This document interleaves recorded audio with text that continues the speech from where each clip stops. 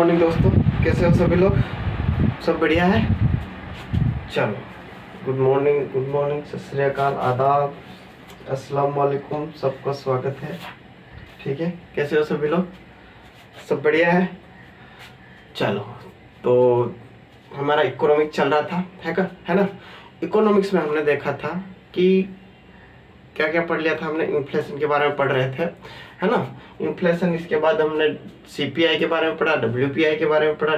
CPI में जो उपभोक्ता के प्रकार होते हैं वो 6 प्रकार के होते हैं। सीपीआई में कितने प्रकार के होते हैं? 6। इंडस्ट्रियल, एग्रीकल्चर, लेबर, रूरल, और फिर रूरल अर्बन कंबाइन। ठीक है, 6 प्रकार के हो गए। और इसका सीपीआई का बेस ईयर क्या हो जाएगा? 2012। पहले कौन सा था? 2010। ठीक है। और डब्ल्यूपीआई का बेस ईयर क्या हो जाएगा यहाँ पर? 2011-12। पहले क्या था? 4-5, 2004-5। ठीक है। अगर हम बात करेंगे सीपीआई के आइटम्स के बारे में, तो रूरल में कितने? 400 कितने? 60, 448। ठीक है। और अर्बन में कितने? नगरीय शहर में कितने? 460। ठीक है। वही हम डब्ल्यूपीआई की बात करें तो ओनली वस्तुओं के बारे में बात होती है, वहां पर सेवाओं के बारे में बात बिल्कुल नहीं होती है। ठीक है। वहां पर हम आइटम्स की बात करें तो कितना है? 697। ठीक है। चलो, यहां तक हो गया था। इसके बाद और क्या पढ़ा था हमने? कुछ आइडिया है क्या पढ़ा था? ये तो हो गया था, है ना। चलो आगे देखते हैं।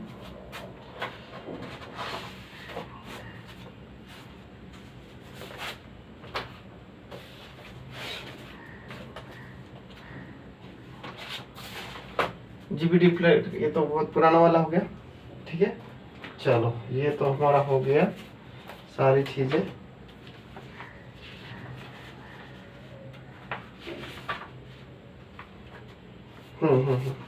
अब जो है ना, वर्गीकरण, फंडों का वर्गीकरण गुड्स एंड सर्विस में। ठीक है। फूड और बेवरेज कितना? 48%। फूड एंड बेवरेज कितना? 48%। मतलब फूड, खाद्य पदार्थ, और पेय पदार्थ कितना? 48%। ठीक है। और जो नशीले पदार्थ होते हैं, पान, तंबाकू, नशीले पदार्थ, वो कितने? 2%। ठीक है।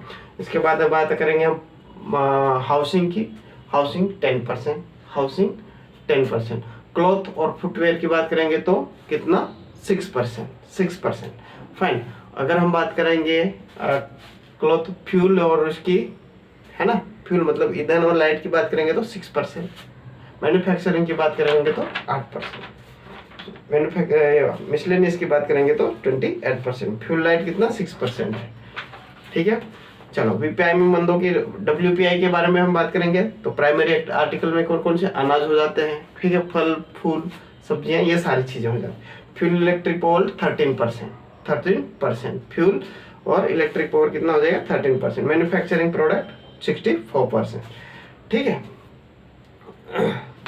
भारत में जो इन्फ्लेशन का मापन जो वो है, मुख्य सूचकांक सीपीआई कंबाइन है, जो नीचे लास्ट वाला। ठीक है। इसके बाद हमने जो है पॉइंट टू पॉइंट जो निकाला था उसके बारे में। ठीक है। आज हम बात करेंगे इंडेक्स के बारे में। किसके बारे में? इंडेक्स के बारे में। ठीक है। किसके बारे में बात करेंगे हम? इंडेक्स के बारे में बात करेंगे।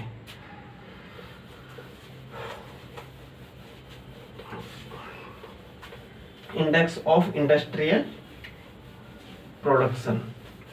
ठीक है। सबसे पहले हमारा जो इंडेक्स आता है, इंडेक्स ऑफ इंडस्ट्रियल प्रोडक्शन।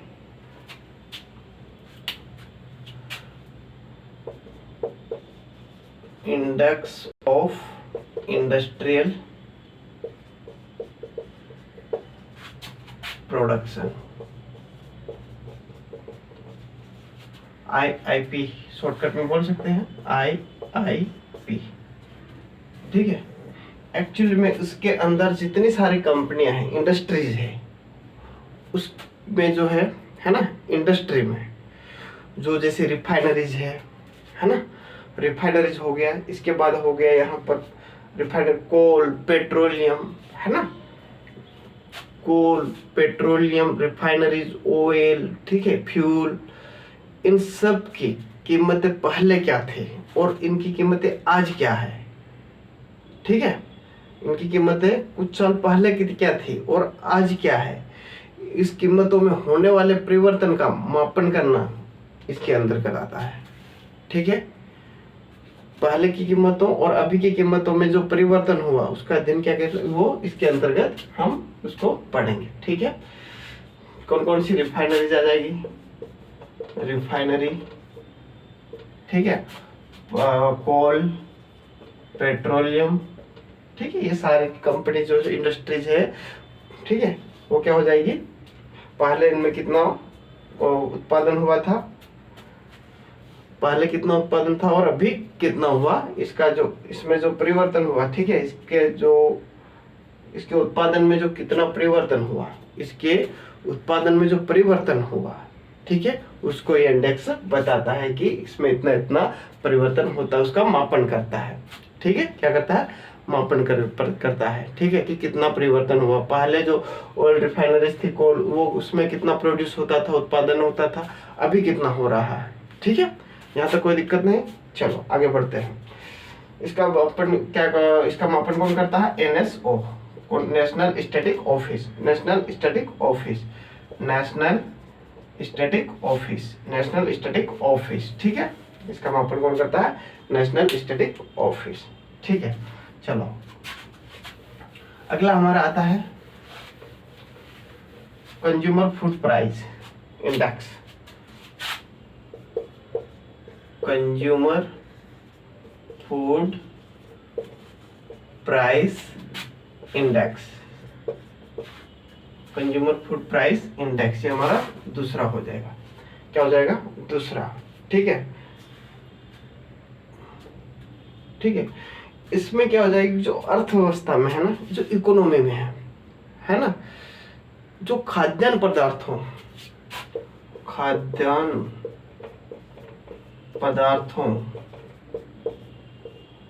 की कीमतों में होने वाला परिवर्तन का मापन करता है।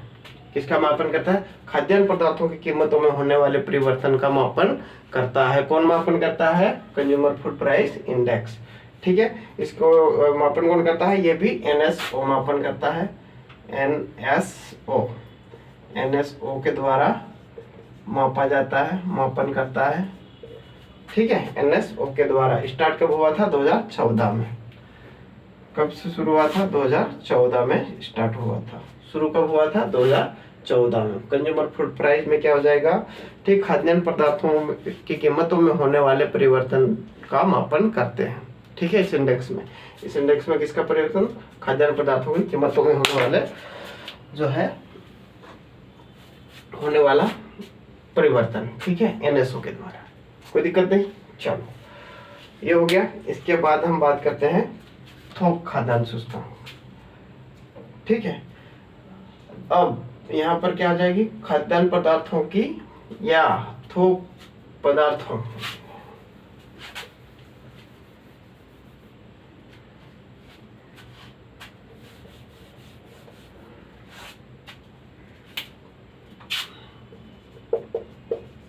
थोक पदार्थ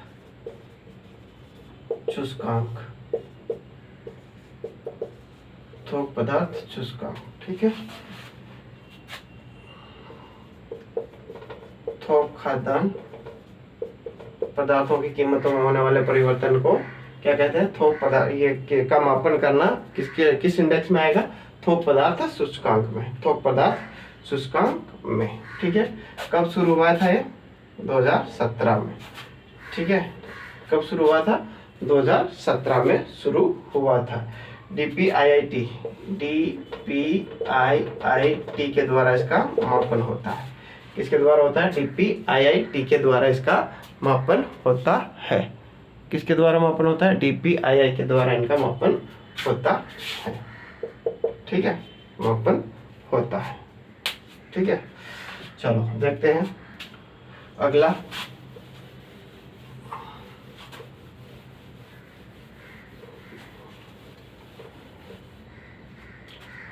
प्रोड्यूसर प्राइस इंडेक्स,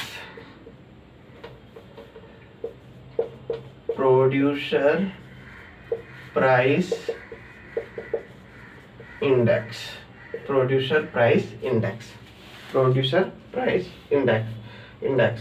ठीक है, प्रोड्यूसर प्राइस इंडेक्स में इसमें उत्पादन, ठीक है, उत्पादन होने वाली, उत्पादन की कीमतों, उत्पादन प्राप्त होने वाली कीमतों में जो परिवर्तन क्या हो जाएगा, उत्पादकों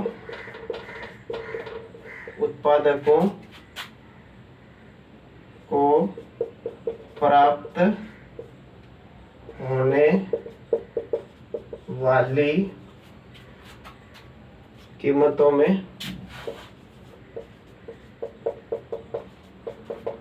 में परिवर्तन का मापन करता है।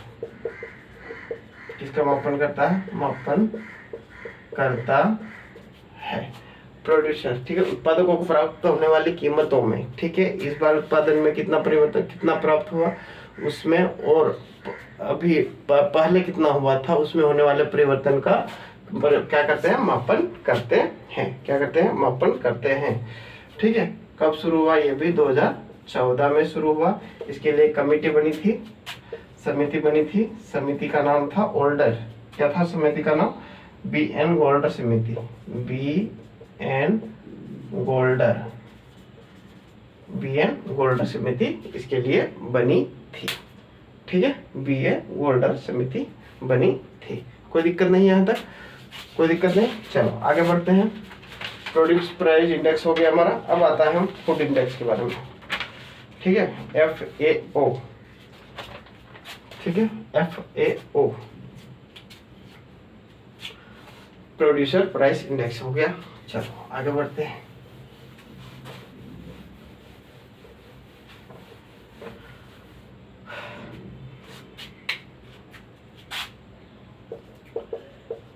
फूड प्राइस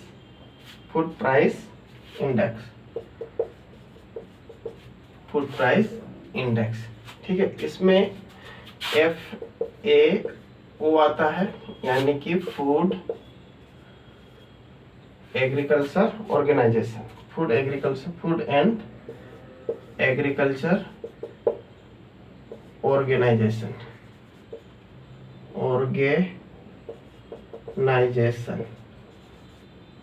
ठीक है, क्या जाएगा? Food and agriculture organisation. Food and agriculture organisation.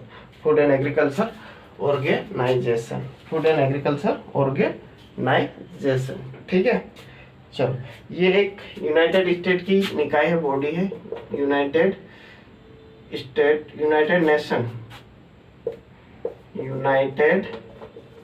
Nation. ठीक है, UN की निकाय है, बॉडी है। बॉडी मतलब निकाय है। ठीक है, क्या है? निकाय, अंतर्राष्ट्रीय स्तर। ठीक है, निकाय है ये। अंतर्राष्ट्रीय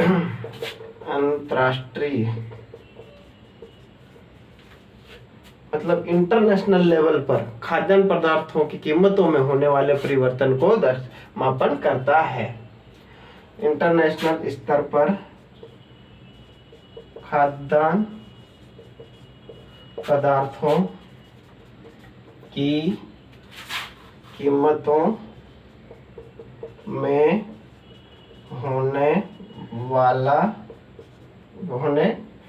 कीमतों में परिवर्तन का मापन करता है।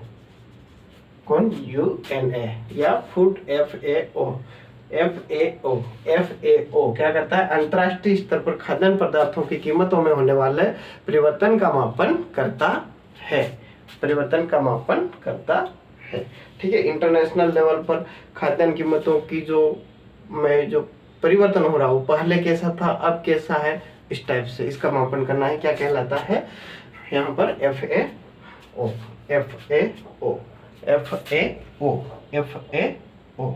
ठीक है, अब खाद्यान्न पदार्थों में कौन कौन सी चीजें आ जाएगी? यहाँ तक कोई दिक्कत नहीं। चलो, खाद्यान्न पदार्थों में कौन कौन सी कीमत आ जाएगी? वेजिटेबल्स, ऑयल, ठीक है। इसके बाद कौन कौन सी आ जाएगी? वेजिटेबल्स, ऑयल, मीट आ जाएगा, है ना। मीट के बाद आ जाएगा डेयरी प्रोडक्शन,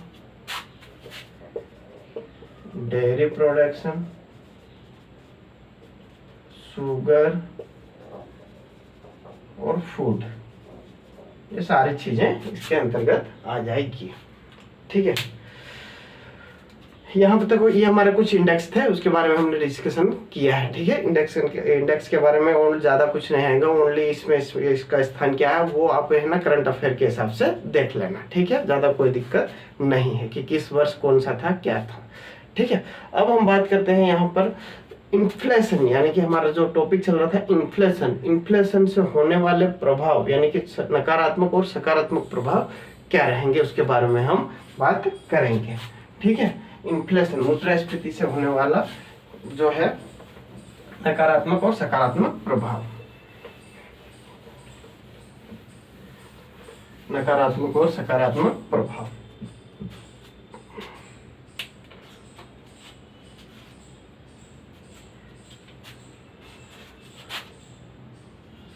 मुद्रास्फीति में होने वाले सकारात्मक व नकारात्मक प्रभाव, कोई दिक्कत नहीं, ठीक है। कोई दिक्कत नहीं यहाँ पर, ठीक है। अब पहला हम देखते हैं अमीर व गरीबों के, अमीरों गरीबों पर, है ना। इसका प्रभाव जो है अमीरों व गरीबों पर। देखो एक्चुअली में क्या होता है, भारत एक विकासशील देश है। क्या है? भारत एक विकासशील देश है। भारत एक विकासशील देश होने के कारण क्या होता है, यहाँ पर जो आय का वितरण होता है वो असमान तौर पर होता है, ठीक है। क्या होता है?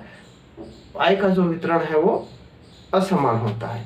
असमान कैसे? जैसे कोई महंगाई बढ़ गई, ठीक है, कोई महंगाई बढ़ गई तो महंगाई बढ़ने के कारण जो लोग अमीर है, क्या है, जो लोग अमीर है,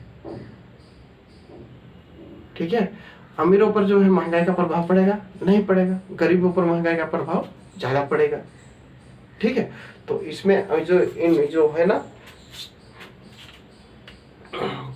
मनी सप्लाई ज्यादा होगा, ठीक है। देखो इन्फ्लेशन होगा तो मनी सप्लाई ज्यादा होगा, मनी सप्लाई ज्यादा होगा जिसके कारण जो अधिकतर जो मनी सप्लाई का जो हिस्सा है वो अमीर लोगों में चला जाएगा, गरीबों के पास कुछ नहीं बचेगा, ठीक है। जिसके कारण क्या हो जाएगा, यहाँ पर जो मुद्रास्फीति का जो सकारात्मक प्रभाव, सकारात्मक अमीरों के ऊपर सकारात्मक रहेगा, गरीबों के लिए नकारात्मक प्रभाव इसके ऊपर रहेगा। क्योंकि असमान वितरण में क्या हो जाएगा, अधिकतर जो मनी सप्लाई होगा वो किस में चला जाएगा, अधिकतर अमीर लोगों के हिस्से में चला जाएगा। किसके हिस्से में? अमीर लोगों के हिस्से में चले जाएगा, जिसके कारण क्या है, अमीरों पर सकारात्मक प्रभाव पड़ता है, गरीबों पर नकारात्मक प्रभाव पड़ता है। यहाँ तक कोई दिक्कत नहीं है ना। अब देखो सपोज कीजिए अमीर है ना, कुछ सामान प्रोड्यूस कर रहे हैं, मतलब उत्पादन कर रहे हैं, ठीक है, तो वो जो वस्तुएं हैं वो क्या होगी, महंगी मिलेगी, ठीक है। तो अमीर लोग क्या करेंगे, उस वस्तुओं का मतलब कह सकते हैं महंगी मिलेगी, जिसके कारण इन्फ्लेशन हुआ, है ना। तो मनी सप्लाई हुआ तो लोगों के पास पैसा ज्यादा गया, अमीर लोगों के पास, है ना। मतलब अमीर लोगों ने ज्यादा कमाई कर ली, गरीब होता उपभोक्ता जो गरीब होता गया, है ना। तो वो ये उत्पादन की वस्तुओं पर निर्भर करता है, ठीक है। उत्पादन की वस्तुएं महंगी होगी जिसके कारण क्या होगा, इन्फ्लेशन बढ़ेगा, जो अमीर लोगों के पास पैसा जाएगा। कोई दिक्कत नहीं यहाँ तक। चलो अगला हमारा आता है लेनदार और देनदार।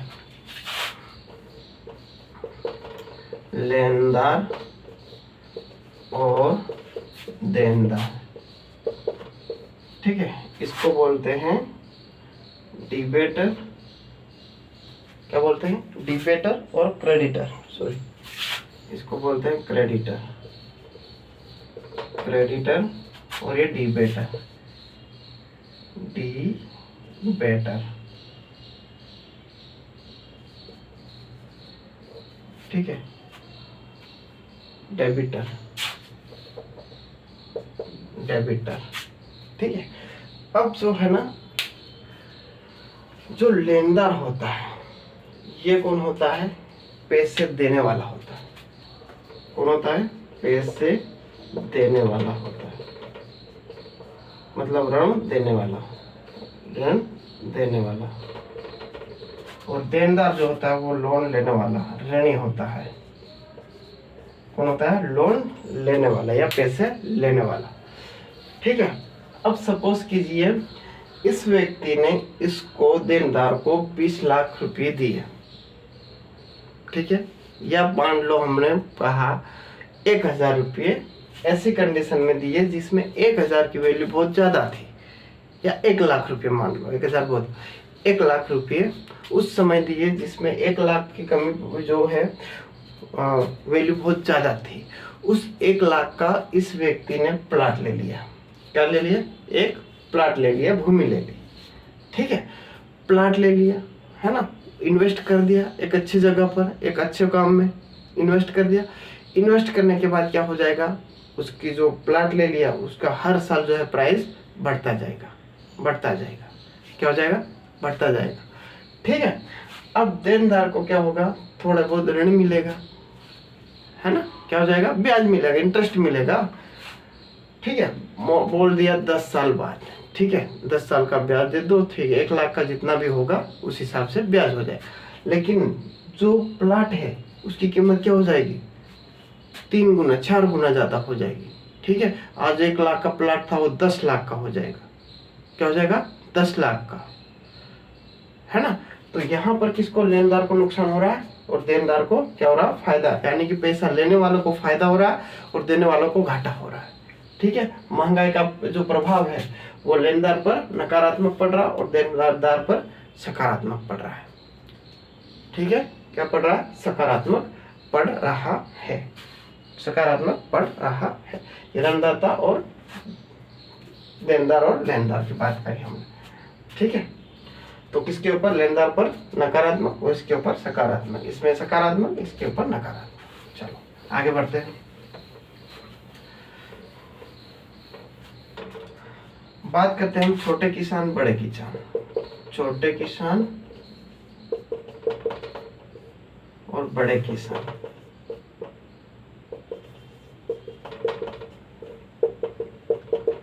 छोटे किसान कौन होते हैं? छोटे किसान वो लोग होते हैं जिनके पास 2 हेक्टेयर भूमि होती है। कितनी? 2 हेक्टेयर, 2 हेक्टेयर, 2 हेक्टेयर, 2 हेक्टेयर भूमि होती है, उसे हम छोटे किसान। जिसके बाद 10 हेक्टेयर से ज्यादा या 10 हेक्टेयर जमीन होती है उसे हम बड़े किसान कहते हैं, बड़े किसान कहते हैं। 1 हेक्टेयर कितना होता है? 1 हेक्टेयर कितना होता है? 10,000 वर्ग मीटर, 10,000 वर्ग मीटर। और इसको हम किलोमीटर में देखेंगे तो 0.01 किलोमीटर, 0.1 किलोमीटर। ठीक है, 1 हेक्टेयर कितना हो जाएगा? 1 हेक्टेयर कितना? 10,000 वर्ग मीटर हो जाएगा, 0.01 किलोमीटर के समथिंग हो जाएगा। ठीक है, यहाँ तक कोई दिक्कत नहीं। चलो, ये माने छोटे किसान, बड़े किसान। छोटे किसान के पास कितना? 2 हेक्टेयर भूमि रहेगी, 2 हेक्टेयर। बड़े किसानों के पास 10 हेक्टेयर भूमि रहेगी। ठीक है, अब छोटे किसान क्या ज्यादा उत्पादन कर पाएंगे? नहीं कर पाएंगे। ठीक है, बड़े किसान क्या होगा? ज्यादा उत्पादन करेंगे। ज्यादा उत्पादन करेंगे तो वस्तुओं को महंगी बेचेंगे, वस्तुओं को महंगी बेचेंगे तो पैसा ज्यादा आएगा। पैसा ज्यादा आ जाएगा तो इन्फ्लेशन का प्रभाव किसके ऊपर ज्यादा पड़ेगा? मतलब ये अमीरों के लिए जो है वो सकारात्मक प्रभाव पड़ेगा इसके ऊपर। ठीक है, कौन सा? अमीरों, ये बड़े किसानों पर सकारात्मक, छोटे पर नकारात्मक। ठीक है, क्योंकि छोटे जो किसान हैं वो उतना उत्पादन नहीं कर पाएंगे, है ना। तो बड़े किसानों पर इसका जो है सकारात्मक प्रभाव पड़ता है, सकारात्मक प्रभाव पड़ता है। इन्फ्लेशन में क्या होता है, इनको ज्यादा फायदा होता है। क्या होता है, ज्यादा फायदा होता है। ये ठीक हो गया, छोटे किसान बड़े किसान। चलो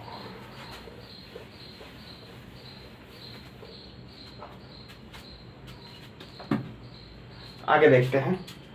अब आता है हमारा शेयर धारक और डिबेंचर। शेयर धारक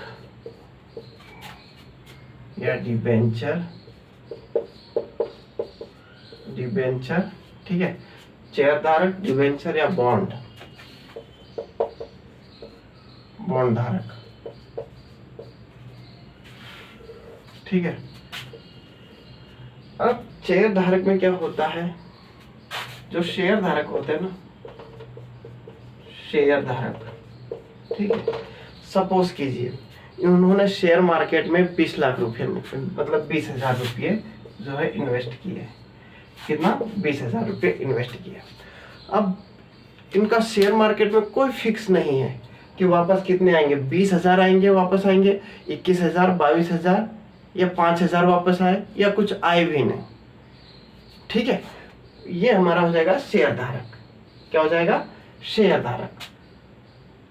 शेयर धारक में क्या होता है, जिसमें हमने शेयर मार्केट में पैसा इन्वेस्ट किया, उसके बदले हमें कुछ भी नहीं मिला। 20,000 में से ज्यादा भी मिल गया, कम भी मिल गया, मतलब और नहीं भी मिला, ठीक है। तीनों चीजें हो सकती है ना। तो इसमें कोई फिक्स नहीं रहता। डिबेंचर बॉन्ड धारक में क्या होता है, डिबेंचर बॉन्ड धारक, इसमें क्या है, परसेंटेज जो है वो फिक्स होता है, फिक्स्ड है कि अगर मैंने 1 लाख रुपये इन्वेस्ट किए हैं तो मेरा 5% जो है कंपनी में फिक्स्ड है। क्या है, फिक्स है। 5% मुझे उस लाभ का, प्रॉफिट का मिलना चाहिए, वो फिक्स है। भले प्रॉफिट कितना भी प्रॉफिट कमाया हो कंपनी ने, उसका 5% मिल जाएगा, ठीक है। तो यहाँ पर क्या हो जाए, डिबेंचर जो है वो घाटे में जा रहे हैं, घाटे में जा रहे हैं। ओनली 5% हो सकता है कंपनी ज्यादा उत्पादन कर ले, 5% मिलेगा। लेकिन यहाँ पर क्या होगा, शेयर धारक जो है वो क्या है, कितना भी मिल सकता है, डिपेंड करता है ना। तो जहां पर रिस्क है वहां पर फायदा भी होता है, जहां पर रिस्क है वहां पर फायदा भी होता है। तो ये चीज समझ में आ गया। शेयर धारक जिसमें पैसे कम आ सकते हैं, ज्यादा भी आ सकते हैं, वही भी आ सकते हैं। और यहाँ पर फिक्स परसेंटेज रहता है कि अगर कंपनी है तो हमें इतना इन्वेस्ट करेंगे तो उसका मुझे 5% चाहिए, प्रॉफिट का 5% चाहिए। कोई दिक्कत नहीं, ठीक है।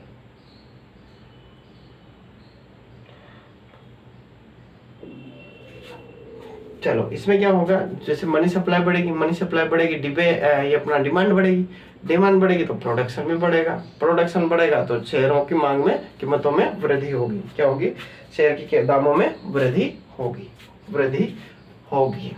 चलो आगे देखते हैं।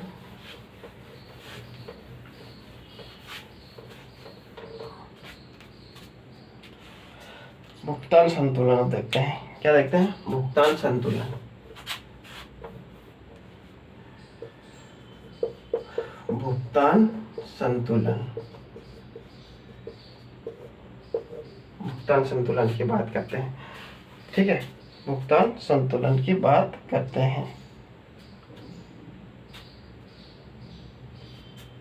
भुगतान संतुलन क्या होता है, ये आयात और निर्यात से संबंधित होता है।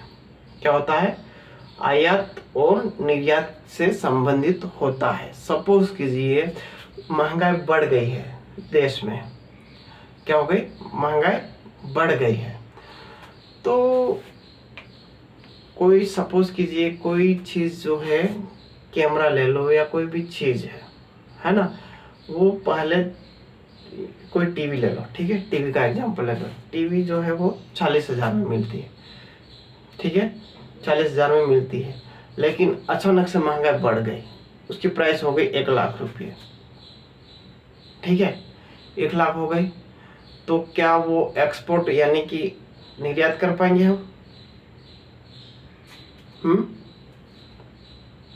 ना। तो क्या हो जाएगा, यहाँ पर इंटरनेशनल जो है वो कंपटीशन हो जाएगा, इंटरनेशनल कंपटीशन हो जाएगा, जिसमें हम एक्सपोर्ट कम और इंपोर्ट ज़्यादा करेंगे, इंपोर्ट ज़्यादा करेंगे, मतलब जो है निर्यात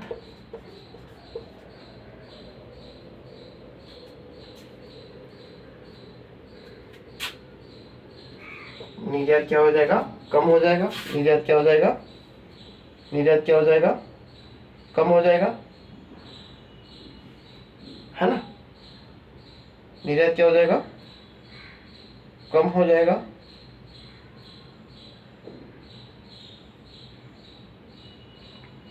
आयात को बढ़ाना पड़ेगा, आयात को क्या करना पड़ेगा, बढ़ाना पड़ेगा, एक्सपोर्ट कम हो जाएगा, क्योंकि जो इंटरनेशनल लेवल पर है, जो टीवी 40 लाख की थी वो अब 1 लाख की हो गई है, तो लोग खरीदना पसंद करेंगे नहीं, ठीक है। तो अगर वहां पर ले जाएंगे भी तो खरीदना पसंद नहीं करेंगे, जिसके कारण एक्सपोर्ट जो है वो कम हो जाएगा, एक्सपोर्ट जो है वो क्या हो जाएगा, कम हो जाएगा, कम हो जाएगा। इंपोर्ट, अब वहां पर चीजें सस्ती मिल रही है, ठीक है, अब कंपटीशन हो, ठीक है, वहां पर सस्ती हो रही है, तो वहां की चीजें आयात हम करेंगे, यहाँ पर महंगी मिल रही है इसलिए हम यहाँ नहीं खरीद रहे, वहां से फॉरेन से मंगा, तो आयात निर्यात में होने वाला जो है संतुलन, उसे हम क्या कहते हैं, भुगतान संतुलन कहते हैं, ठीक है। एक अनुकूल होता है, एक प्रतिकूल होता है, अनुकूल होता है और प्रतिकूल होता है, ठीक है।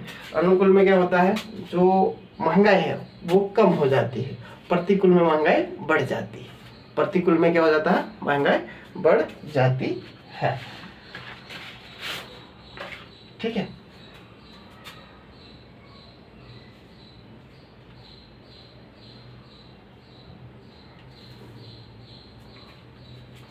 चलो, भुगतान संतुलन में हो गया। चलो, इसके बाद हम बात करते हैं यहाँ पर रोजगार, मुद्रा का मूल्यह्रास, मुद्रा का मूल्यह्रास, ठीक है। सपोज कीजिए कोई पहले $1 एक कितने का था, 80 रुपये का, ठीक है। अब $1 कितने का हो गया, 95 का, तो इसमें क्या हो गया, मुद्रा का ह्रास हुआ है, मुद्रा का ह्रास हुआ है, मतलब इसमें जो मुद्रा के जो प्राइस है वो और कम हो गई, और कम हो गई, ठीक है। चलो, इसी को हम मुद्रा का मूल्यह्रास कहते हैं। चलो आगे देखते हैं, रोजगार में इसका क्या फर्क पड़े होगा, जब इन्फ्लेशन ज़्यादा हो जाएगा, तो इन्फ्लेशन में रोजगार क्या हो जाएगा, जैसे सपोज कीजिए हमने एक कर्व पढ़ा था, ठीक है, ये हमारा इन्फ्लेशन है, क्या है हमारा इन्फ्लेशन, और ये एम्प्लॉयमेंट है, क्या है ये हमारा एम्प्लॉयमेंट। इन्फ्लेशन बढ़ेगा, ठीक है, तो क्या होगा, रोजगार कम रहेगा, रोजगार कम रहेगा, इन्फ्लेशन कम होगा तो रोजगार बढ़ेगा, यानी कि जो रोजगार है वो दीर्घकालीन के लिए कोई प्रभाव नहीं डालेगा, लेकिन जो कम समय के लिए अल्पकाल के लिए रोजगार दे सकता है, बट दीर्घकालीन के लिए इसमें कोई प्रभाव नहीं पड़ेगा, ठीक है। चलो अगला हम देखते हैं बचत, बचत पर प्रभाव कैसे पड़ता है।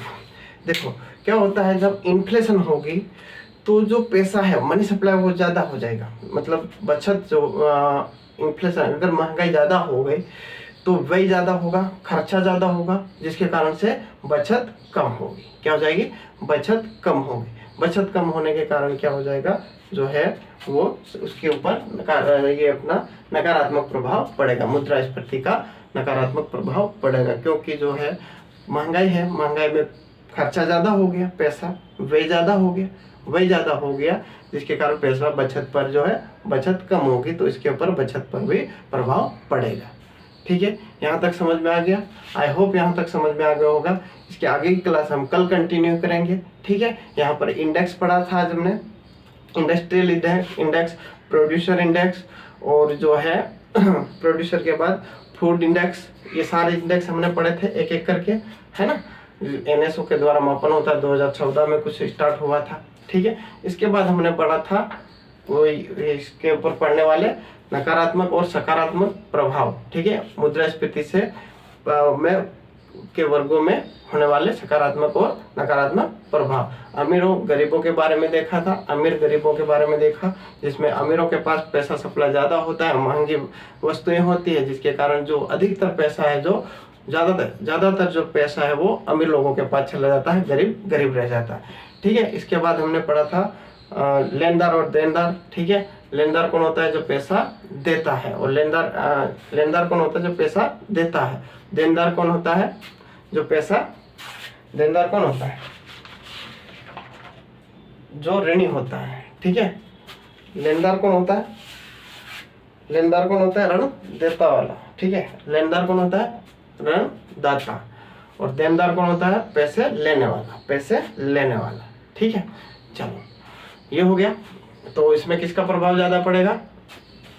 पैसे यानी ऋण लेने वाले को ज्यादा सकारात्मक, पॉजिटिव, मतलब इन्फ्लेशन होने का प्रभाव इसमें सकारात्मक किसके ऊपर रहेगा? ज्यादा ऋण लेने वाले पर, ऋण लेने वाला, ऋणदाता को नहीं। छोटे किसान, बड़े किसान के बारे में पढ़ा। छोटे किसान 2 हेक्टेयर वाले और बड़े किसान 10 हेक्टेयर वाले, ठीक है। बड़े किसान जो है वो ज़्यादा प्रोडक्शन करेंगे, उत्पादन करेंगे, ज़्यादा प्रोडक्शन करेंगे तो ज़्यादा मुनाफा होगा, ज़्यादा मुनाफा होगा तो देश का अधिकतर पैसा उनके पास चला जाएगा, छोटे किसान छोटे ही रह जाएंगे, ठीक है। फिर हमने डिबेंचर के बारे में, शेयर धारक के बारे में पढ़ा। डिबेंचर के बारे में, शेयर धारक जिसमें मुनाफा कुछ भी हो सकता है, आ भी सकता है, या जैसे हमने ड्रीम 11 लगाया, ठीक है। ड्रीम 11 में कुछ पैसा जितना लगा उतना आ जाता है, कभी कम हो जाता है, कभी चला जाता है। ये हमारा शेयर होल्डर मतलब वो हो गया, ठीक है, शेयर धारक हो गया। और उतना परसेंटेज फिक्स, जिसमें परसेंटेज फिक्स होता है उसे डिबेंचर धारक कहते हैं। कोई दिक्कत नहीं। चलो यहाँ तक हो गया। इसके बाद हमने भुगतान संतुलन देखा। भुगतान संतुलन आयात और निर्यात से संबंधित होता है, ठीक है। जिससे इन्फ्लेशन अगर देश में ज़्यादा हो गया, महंगाई ज़्यादा बढ़ गई तो क्या हो जाएगा? इंटरनेशनल पर, अंतर्राष्ट्रीय स्तर पर जो है वो कंपटीशन ज़्यादा हो जाएगा। क्या हो जाएगा? कंपटीशन ज़्यादा हो जाएगा, प्रतिस्पर्धा हो जाती है, सॉरी प्रतिस्पर्धा कम हो जाती है। वहां पर करेक्शन कर लेना, प्रतिस्पर्धा जो है वो कंपटीशन कम हो जाता है ना। क्या हो जाता है? कंपटीशन कम हो, महंगाई बढ़ जाने के कारण वहां पर कंपटीशन जो है वो कम हो जाता है। क्यों? क्योंकि इसमें यहाँ पर महंगाई बढ़ गई है तो यहाँ से कोई सामान नहीं खरीदेगा, वहां पर चीजें सस्ती मिल रही है तो सारी चीजों को हम क्या कर लेंगे? आयात कर लेंगे, मंगवा लेंगे, ठीक है। तो आयात ज्यादा हो जाएगा, निर्यात कम हो जाएगा। आयात ज्यादा, निर्यात कम, इन दोनों के बीच का संबंध जो है उसे हम क्या कहते हैं? भुगतान संतुलन कहते हैं, ठीक है। यहाँ तक कोई दिक्कत? फिर मुद्रा के मूल्यह्रास, $1 जो 80 रुपीज का था अब वो कितना हो गया? $1 95 रुपीज का हो गया। उसमें हमारी मुद्रा का जो है वो ह्रास हो गया, ठीक है, डिप्रिशिएट हो गया। चलो इसके बाद हमने बात करी थी रोजगार पर। रोजगार क्या हो जाएगा? कुछ समय के लिए बढ़ेगा लेकिन दीर्घकालीन समय के लिए इसके ऊपर इसका कोई प्रभाव नहीं पड़ेगा, ठीक है। बचत पर हमने देखा, बचत पर क्या होगा? महंगाई ज्यादा बढ़ेगी तो लोगों का पैसा अधिक खर्च होगा, अधिक व्यय होगा, जिससे बचत कम होगी, ठीक है। ये हमने आज हमारे मुद्रास्फीति जो है वो खत्म हो गया, ठीक। खत्म नहीं हुआ है, इसको अब कंट्रोल कैसे करते हैं उसके बारे में, मतलब एक भाग जो है खत्म हो गया, इसका दूसरा भाग हम कल स्टार्ट करेंगे। तब तक के लिए धन्यवाद, ठीक है। Thanks for watching.